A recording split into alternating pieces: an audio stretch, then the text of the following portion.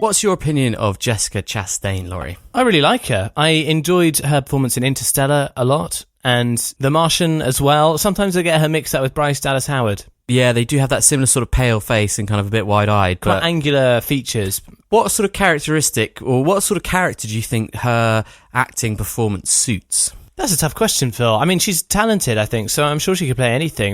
I mean, in those films, one of them, she's a sort of hopeful dreamer, isn't she, in Interstellar, who's also a mathematician, I think, isn't she? Author? Physicist, thank you. And then in The Martian, she's like a military astronaut. So I think she could play anything. I mean, she also was that kind of slightly ditzy socialite who wasn't very fondly liked by the other socialites in The Help.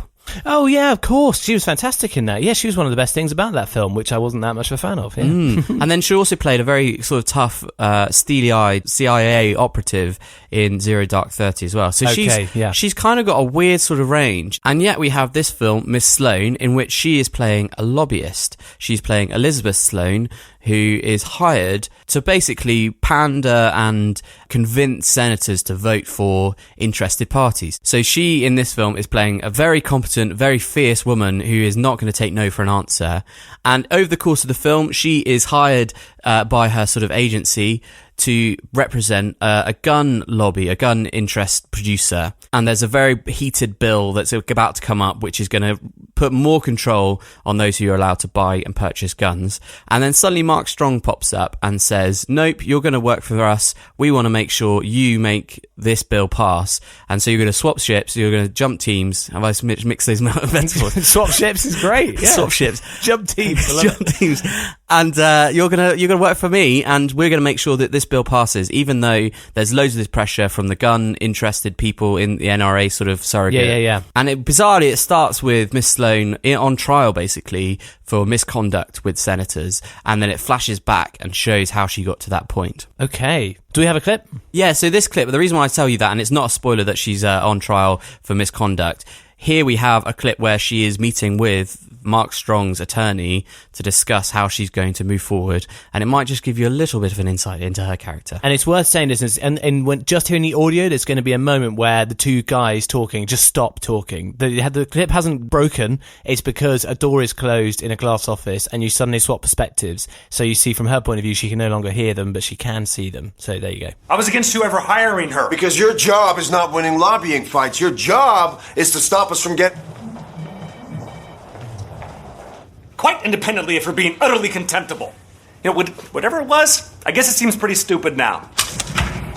Liz, meet your protection. Daniel Posner, head of legal. Liz Sloane, contemptible liability, and amateur lip reader.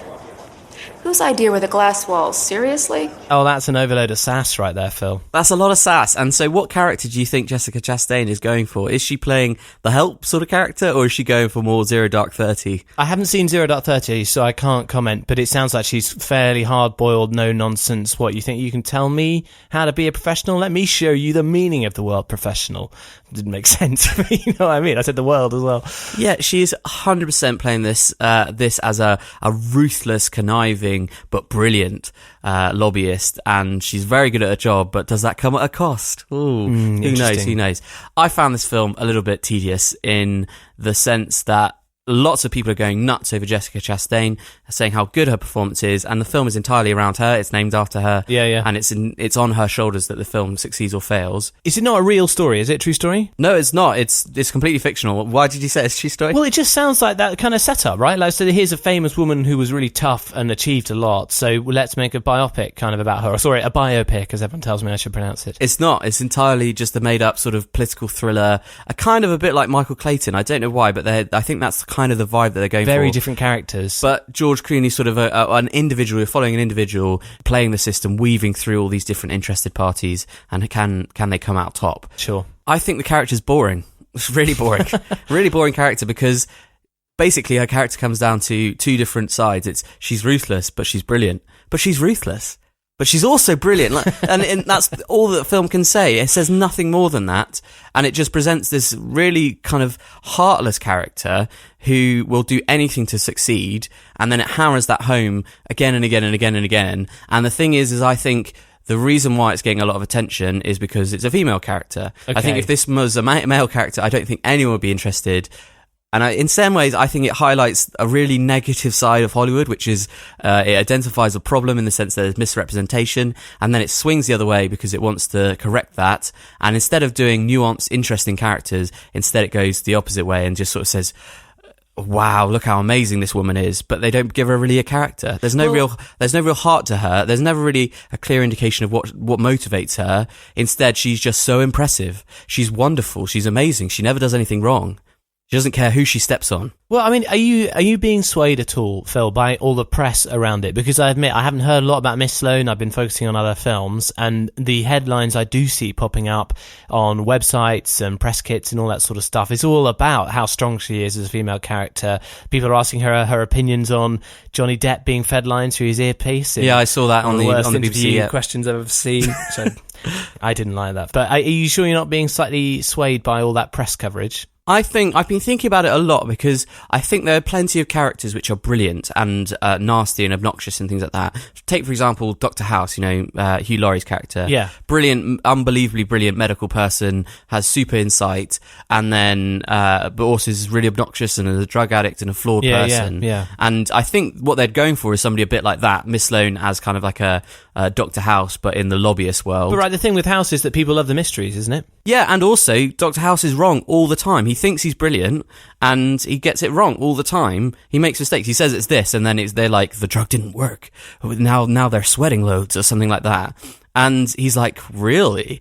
And he gets very confused, and then he has to reapply his brilliant knowledge with the new information and adapt and correct. I don't think this film ever really can deal with the idea that Sloane could fail and still be brilliant. They cannot. Okay. They don't seem to be able to do that. And they've come up with this idea that being a lobbyist is waiting and waiting for your trump card, waiting to play your trump card. And when your opponent's played their trump card, that's when you play your trump card. It's all sort of blackmail and gossip. And like timing and having one thing up your sleeve all the time. Right. And I think the whole construction of the character is flawed because it's impossible to relate to them. And I didn't really care if she won or succeeded. And I don't think the film really fleshes out enough any sort of character in any sort of way to make you invested. On top of all of that is this whole political side of the film. It's about guns and whether or not people should have the right to have guns. Well, I admit that's kind of what I assume the film would be about, because that is a really interesting and difficult subject to tackle, right? Yeah, and it ends up being a bit pulpy in how it deals with it. I mean, there's one moment where there's a TV debate between the opposition and Elizabeth Sloane representing the anti-gun lobby. And the camera literally pans round in her big speech. And so she's sort of in front of a big American flag. Right. And she's doing the big sort of message of the film, which is like, why should we give guns to people? We make people take tests to drive a car. Why don't we give people rigorous tests to have guns? And you kind of feel like the writer is suddenly seeping through and their agenda is seeping through. And the film isn't really about a message, I don't think. It's about this character. So why is it suddenly that the message becomes more prominent than the character? You feel like it's suddenly a big soapbox for what the writer wants to say. That just sounds like poor direction to me. Poor direction, poor writing. I think it doesn't really ever sort of set up any tension, really. In the reality of political spectrum, there's always going to be differing arguments, and I think it so clearly wants to weigh in and say, use this sort of film as a point to America about how it needs to change its gun laws.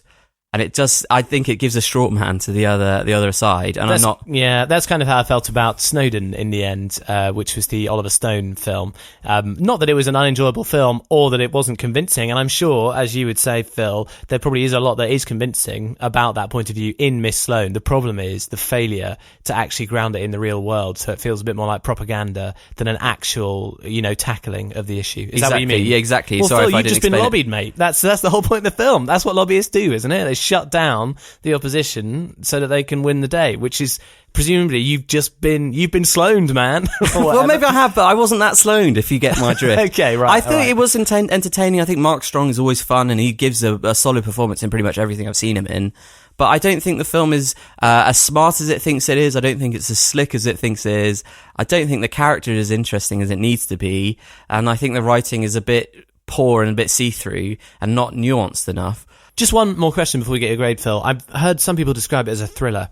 Is it thrilling? Yeah, in the sense that it takes lots of twists and turns, but some of the twists I think are a bit tacky and it sort of just undermines the realism of the film. And can I add one more thing? I think it weirdly tries to glorify lobbyists as something interesting and good, and I can't get behind that message. Maybe that's my own political agenda seeping through, but I think lobbying politicians for their own interests of commercials or whatever it is kind of a weird thing to do, and a bizarre slice that is kind of unique to America and senators and all that sort of stuff. So I find the whole film it didn't really sit well with me.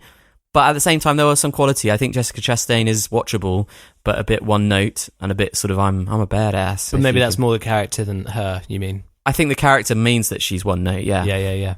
I think for me, probably it's a C+, really. That's low. I really don't think it was up to much. I think it looks good, but there's just not enough to it. It needs to be so much better. In fact, the film which I kept on coming back to, and maybe this is a bit of a bonus, I don't really do bonuses like you do, but the film which I kept on coming back to is, if you want to watch a film about lobbying, watch American President with Annette Bening and what's his face? Yeah, she is a lobbyist, isn't she? Yeah, she's a lobbyist for like the Green Party, and I think that's much more interesting, seeing the mechanics of how Washington works and how you have to try and win over votes. I think that's much better, and it makes people seem normal, and I think this film doesn't make people seem normal. It makes them seem like psychos and just ugh.